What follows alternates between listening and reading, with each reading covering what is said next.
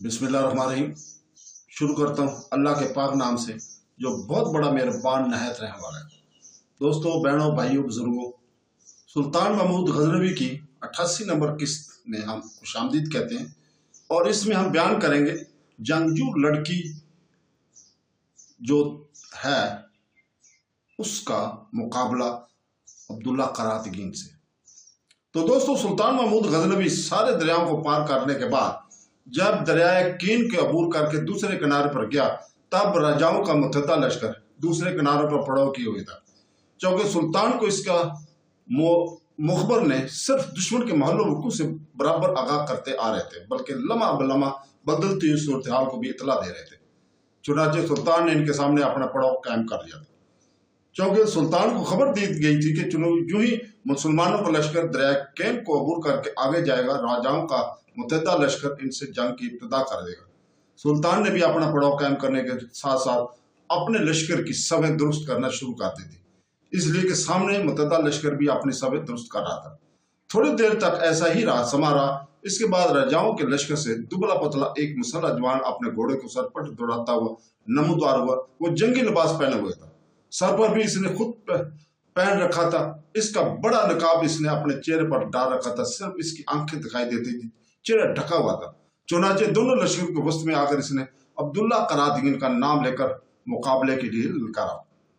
अब्दुल्ला करातगीन पहले से इसके लिए तैयार था। चुनाचे अपने घोड़े को एट लगाता हुआ वह मैदान में उतर आया था। इस मौके पर अपने पड़ाव के अंदर दूसरी औरतों के साथ कौशल एक बुलंद टीले पर खड़ी होकर सारा मंजर देख रही थी। अब्दुल्ला करातगीन इसके करीब जाकर अपनी तलवार और ढाल संभाल चुका था। इस लड़की को मुखातब करके कुछ कहना ही चाहता था कि इस लड़की ने अब्दुल्ला करातगीन को मुखातब किया, क्या तुम्हारा नाम ही अब्दुल्ला करातगीन है?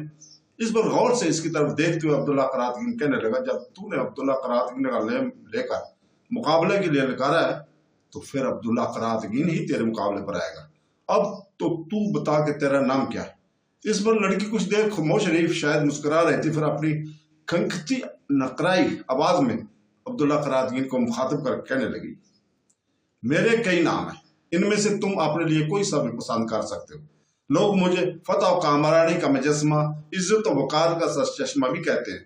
नजर फरेब सब्जाजार फजाओं में रक्सा जुगनू कहकर भी पुकारते। नगमों का तवा, नगाहों का खमार, सबात और लुत्फ की ताजगी भी कहते हैं। आराइश और तज़ाइन का नशीला फसाना और फूलों का तबस्सुम भी समझते हैं। नगाहों में जिंदगी का असरार, सितारों का बादबान भी ख्याल करते हैं। प्यासे सराबियों में आमरत की रुआ धनक का लाजवाब रंग भी मुझे ही कहते हैं। इसके अलावा लोग मुझे और भी मेरी जात को तखीर की नगीना कारी, खूबसूरती की रहनाई, जमाल का नशीलापन भी कहते हैं। इन सब में से जो जुमला, जो फिक्र तुम्हें पसंद हो वही मेरा नाम होगा। अब्दुल्ला करातगीन ने गौर से इसकी तरफ देखा, फिर कहने लगा, खातून, मुझे बातों में लगाने और मुझे जाने की कोशिश न करो। मैंने तुम्हारा नाम पूछा है, तुमने अपनी जात, अपनी खूबसूरती की जो तारीफ की है, ये तुम्हारी खुद की तारीफ है। खूबसूरती वो हुस्न और शबाब, वो जिसकी तारीफ कोई दूसरा देख कर करे। देखो, अब मजीद इस किस्म का कोई जुमला दाना करना, अपना नाम कहो और मैं जानू मेरे मुकाबले में हिंदुस्तान के राजाओं ने किस लड़की को उतारा है। इस पर वो लड़की कहने लगी, मेरा नाम किथर है, तुमने कैसे जान लिया कि मैं लड़की हूँ? इस पर अब्दुल्ला करातगीन कहने लगा, मैं ऐसा भी अहमक नहीं हूं कि न जान सकूं कि तुम्हारी आवाज, तुम्हारे अंदाज बताते हैं कि तुम लड़की हो। अगर तुम आवाज भी ना निकालती, अपना कोई अंदाज भी ना दिखाती, तब भी तुम्हारे घोड़े पर बैठने के अंदाज से समझ जाता कि तुम लड़की हो। देखो, इंफरादी मुकाबला करना लड़कियों के बस का रोग नहीं है। अभी वक्त है, मैं तुम मशवरा दूंगा कि अजल की ग्रां गोश, दस्तक और चिंगारियों से बचो। मौत की आहों के तूफान, खेजों और बेबसी के अलमनाक चीखों से अपना दामन महफूज रखो। होश और दानिश जाया करने वाली खजा और बदी के फरमा जोरों शोरों से अपना आंचल बचाओ, और वरना तुम्हारे नसीब दाग दाग होकर रह जाएंगे। अब्दुल्ला करातगीन यही तक कहने पाया था कि कैथर नाम की इस लड़की ने अचानक अपने चेहरे से निकाब हटाया। वो वाकई बला के हसीन और पुरकशिश थी। इसने सिर्फ दो एक बार पलक झपकने के अंदाज में अब्दुल्ला करातगीन की आंखों में आंखें डालकर देखा। इसके बाद जब वो एकदम अपने तलवार को हरकत में लाई और अब्दुल्ला करातगीन को निशाना बनाना चाहा, तो अब्दुल्ला करातगीन ने कमाल जरूरतमंदी से काम लेते हुए اس کے وار کو اپنی ڈھال پر روکا، پھر اس کی تلوار والا ہاتھ اپنے دائیں ہاتھ سے لے کر اسے اس کے گھوڑے سے اچک کر گھماتے دور پھینک دیا۔ عبداللہ قرادگین کے اس عمل سے لڑکی بدحواس ہو کر رہ گئی تھی، کیونکہ عبداللہ قرادگین نے اسے اس کے گھوڑے سے گرا دیا تھا، لہٰذا وہ انتہا درجہ کی پریشان اور خوفزدہ ہو گئی تھی۔ اس کے بعد جب عبداللہ قرادگین نے اپنے گھوڑے کو ایڑ لگا کر اس کی طرف بڑھنا چاہا، تب وہ اپنے لشکر کی طرف بھاگ کھڑی ہوئی۔ عبداللہ قرادگین اس کے پیچھے تھا۔ اتنی دیر تک رجاؤں کے متحدہ لشکر سے ایک گھڑ سوار اپنے گھوڑے کو سر پر دوڑاتا ہوا نکلا۔ اس کا ایسے کرنے پر سلطان کے لشکر سے بھی احمد نیالگین اپنے گھوڑے کی ایڑ پر ایڑ لگاتا ہوا میدان جنگ میں اتر آیا۔ اب بھی احمد نیالگین قریب نہیں گیا تھا کہ راجاؤں کے لشکر سے نکلنے والا وہ مسلح جوان قریب آ گیا تھا۔ جو ہی وہ نزدیک آیا، عبداللہ قرادگین نے گھوڑے کی زین سے بندھا ہوا نیزہ تھاما اور تاک کر اسے مارا کہ اس کا نیزہ اس کی چھاتی میں کھپ کر کمر کی طرف نکل گیا اور وہ چیخ مار کر اپنے گھوڑے سے گر گیا تھا۔ اتنی دیر تک کیتھر نام کی اس لڑکی کو بھاگ کر اپنے لشکر میں جانے کا موقع مل گیا تھا۔ وہ اتنی دیر تک احمد نیالگین بھی عبداللہ قرادگین کے قریب آنکھ کھڑا ہوا تھا۔ جو نوجوان کیتھر نام کی اس لڑکی کو بچانے کے لیے میدان میں اترا تھا، وہ ابھی زندہ تھا، تاہم گھوڑے سے گر گیا تھا۔ عبداللہ قرادگین اور احمد نیالگین دونوں جب اس کے قریب گئے، تب عبداللہ قرادگین کو مخاطب کرتے ہوئے شخص کہنے لگا، تم نے اس لڑکی کو زندہ چھوڑ کر بہت بڑی غلطی کی ہے۔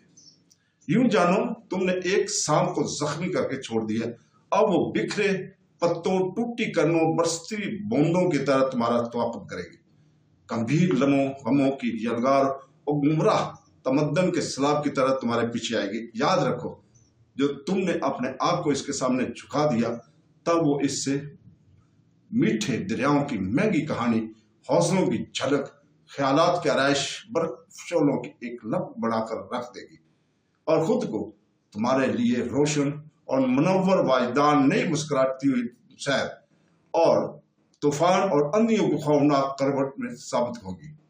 تو دوستو، یہاں تک کہنے کے بعد وہ رکا، پھر کہنے لگا، دیکھو وہ لڑکی کوئی عام لڑکی نہیں ہے، وہ اس سے آگے وہ کچھ نہ کہہ سکا، اس لیے کہ اس کی روح اس کے جسم کے ساتھ چھوڑ گئی تھی اور وہ مر گیا تھا۔ عبداللہ قرادگین اور احمد نیالگین دونوں واپس اپنے لشکر کی طرف چلے گئے تھے۔ اس کے بعد تھوڑی دیر تک رجاؤں کے متحدہ لشکر میں بڑے زوردار انداز میں کھولتی لے میں بڑے بڑے تبل بجنے لگے، یہاں تک اس کے متحدہ لشکر کے سالار نے اپنے لشکر کو بے جہد یورش کرتے ہوئے اور جذبوں نا امیدی میں مصائب کی اندھیاں کھڑی کرتے ہوئے زہر اگلتے تشکرا کی طرح حملہ آور ہو گئے تھے۔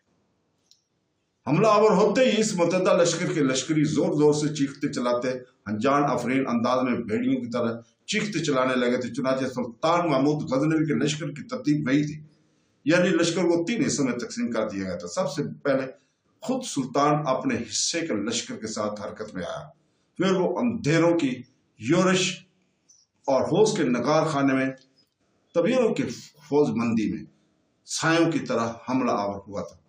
سلطان کی تھوڑی دیر بعد اس کے لشکر کا بایاں حصہ بھی دامن تار تار گریبان چاک کرتے صدیوں کی بیابناک طوفانوں کی طرح ٹوٹ پڑے تھے۔ دائیں حصہ کے حرکت میں آنے کے بعد سلطان کے لشکر کا بایاں حصہ بھی چہروں پر دکھ کی موریں لگاتے ہوئے شدید طرح حملہ آور ہوا تھا۔ یوں دریائے کین کے کنارے دونوں لشکروں کے ٹکرانے سے تقدیر اور تدبیر، منزل اور راستے، تعمیر اور تخریب، زندگی اور موت، فتح اور شکست، ہمت اور عظمت، خصوصیات اور عداوت، فورانیت اور سرکشی ایک دوسرے سے ٹکرانے لگے تھے۔ کچھ دیر کی ہولناک یلغار اور ٹکراؤ کے بعد متحدہ لشکروں کے سالار اعلیٰ نے خود دیکھ لیا تھا کہ سلطان محمود غزنوی کے لشکر کے مقابلے میں اس کے اپنے لشکر کی حالت کیا ہے، اور آخری امید پیاسی نگاہوں اور سنسار رات کی طرح متحدہ لشکر سامنے کی طرف سے بھاگ کھڑا ہوا۔ تو دوستو، سلطان نے اس لشکر کا تعاقب نہیں کیا، بلکہ اس کے پڑاؤ کی ہر چیز پر قبضہ کر لیا، اور اس کے بعد اس نے اپنے سالاروں کے ساتھ مل کر اپنے زخمیوں کی دیکھ بھال کرنا شروع کر دی تھی۔ چنانچہ شام سے پہلے عبداللہ قرادگین جب اپنے خیمے میں داخل ہوا، تب اسے دیکھتے ہی کوشل بھاگنے کے انداز میں خیمے کے دروازے کی طرف بڑھی، اس کے دونوں ہاتھوں اور اپنے ہاتھوں میں لیے اسے کھینچتے ہوئے خیمے میں لے گئے، بستر پر اسے جا کر لٹا دیا۔ گفتگو کا آغاز कोशल करना ही चाहते थे कि इसको मुखातिब करके अब्दुल्ला करातगीन कहने लगा, मेरे ख्याल में तुमने मेरा इनफरादी मुकाबला देखा होगा, अब बताओ कैसा रहा। इस मौके पर कोशल की आंखों में चमक, चेहरे पर खुशी और नमदार हुई, कहने लगी, आपने अपनी बीवी नहीं लश्कर में सब लोगों का दिल खुश करके रख दिया है। जिस वक्त आपने इस लड़की को बाजू से पकड़ कर घुमा कर घोड़े से नीचे पटक दिया था, इस वक्त मेरी खुशी की कोई इंतहा न थी और मैं आपके सामने अल्फाज में बयान नहीं कर सकती। मैं खुशकिस्मत हूँ कि मैं अब्दुल्ला करातगीन की बीवी हूँ। बेशक इनफरादी मुकाबले से पहले मेरे दिल में खौफ और डर सा बैठ गया था कि ना जाने वो लड़की आपके खिलाफ कैसी साजिश करे, कैसा हरबा इस्तेमाल करे और कहीं आपको नुकसान पहुंचाने में कामयाब ना हो जाए। बहरहाल आपने इससे खूब निपटा और ऐसा निपटा आप घोड़े से जमीन पर गिरने के साथ ही वो अपने लश्कर की तरफ भाग खड़ी। इस मौके पर इसकी मदद के लिए एक मुसल्लह जवान भी निकला, लेकिन इसे भी नेजा मारकर आपने इसका खात्मा कर दिया। बहरहाल आपकी बीवी की हैसियत से मैं आप पर जितना भी फख्र करूं इतना ही कम है। जवाब में अब्दुल्ला करातगीन कुछ कहना ही चाहता था कि कोशल ने इसका हाथ पकड़कर उठाया, फिर कहने लगी, बातें बाद में होंगी, पहले इन्हें उठे, जो कपड़े आपने पहने हुए हैं वो उतारें, तहारत खाने में जाएं, इसके बाद यहाँ बैठते हैं। साथ ही कोशल ने एक साफ सुथरा अंगोछा तहारत खाना की रस्सी पर रख दिया था, जबकि अब्दुल्ला करातगीन उठकर तहारत खाना की तरफ चला गया था। तो दोस्तों, इसके साथ ही हम इजाजत चाहते हैं। कल तक के लिए अल्लाह हाफ़िज़।